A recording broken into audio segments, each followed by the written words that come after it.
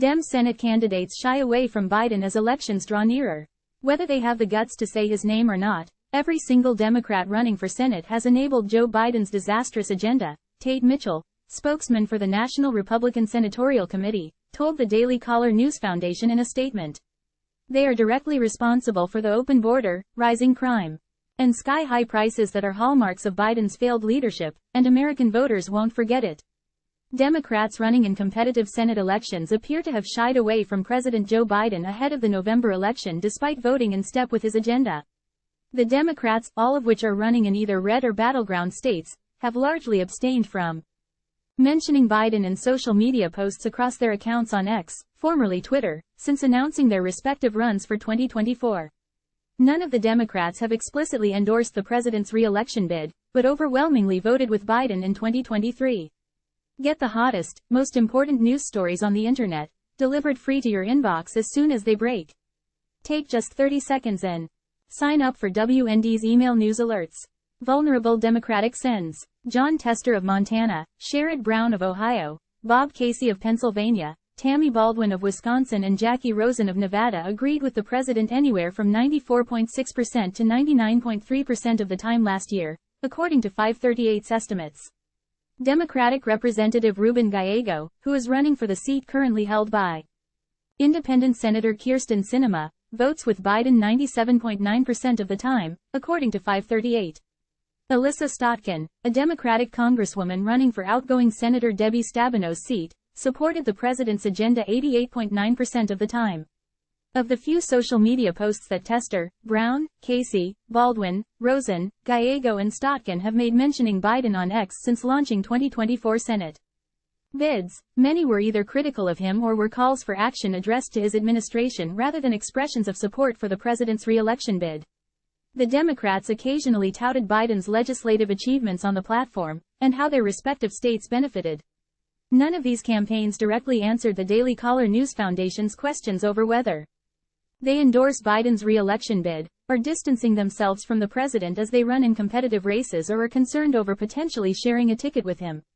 As Biden continues to receive sagging approval ratings, swing state voters say they trust former President Donald Trump more on the economy and immigration by double digits.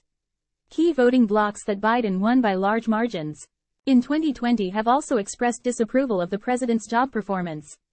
Tester, who voted with Biden 94.6% of the time in 2023, is running for his fourth term in the upper chamber in a state that Trump won by over 16 points in 2020. The senator could face either former Navy SEAL Tim Sheehy or GOP Representative Matt Rosendale, who is considering a run in the general election. The senator's campaign disputed estimates that show he's supported Biden over 90% of the time, and instead pointed to FiveThirtyEight's measure of aligned votes that exclude the administration's nominations. This metric shows the senator's score dropping by roughly 24 points.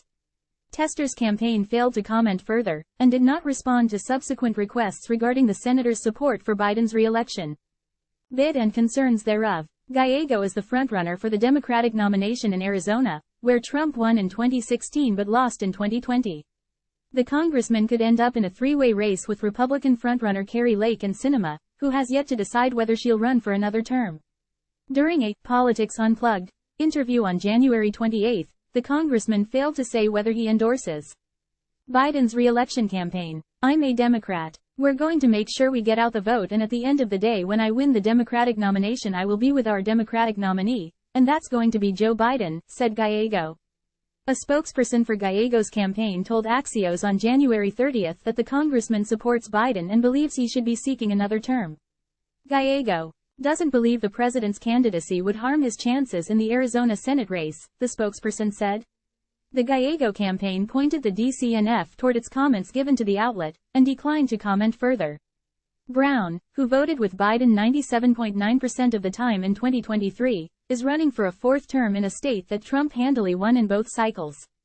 Three prominent Republican challengers have emerged for the seat: the Trump-backed businessman Bernie Moreno, Secretary of State Frank LaRossi and State Senator Matt Dolan.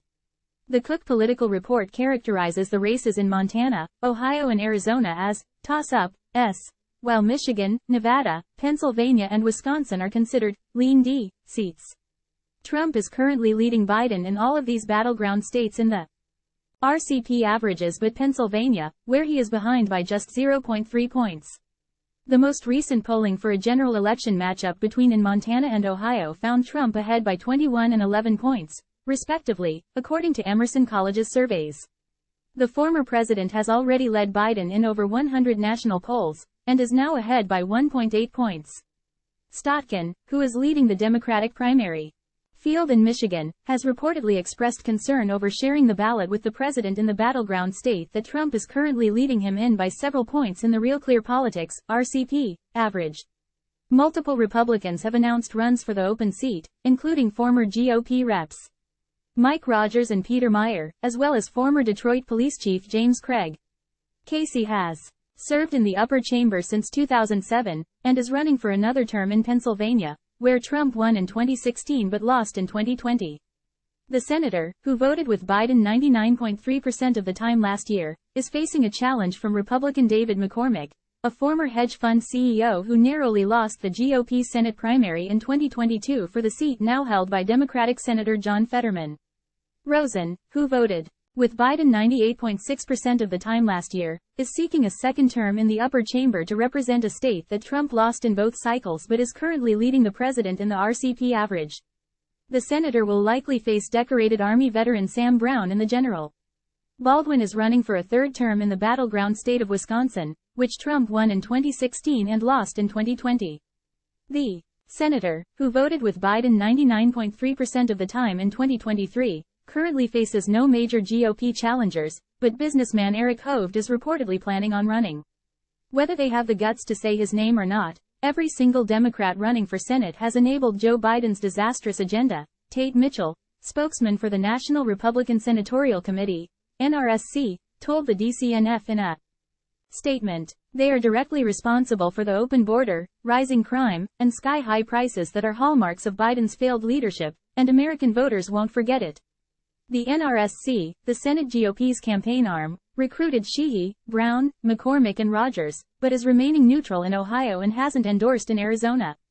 The group has also encouraged Hovde to challenge Baldwin in Wisconsin. The campaigns for Brown, Baldwin, Casey, Rosen and Stotkin did not respond to the DCNF's requests for comment. Neither the Biden campaign nor the Democratic Senatorial Campaign Committee responded to the DCNF's inquiries. This story originally was published by the Daily Caller News Foundation.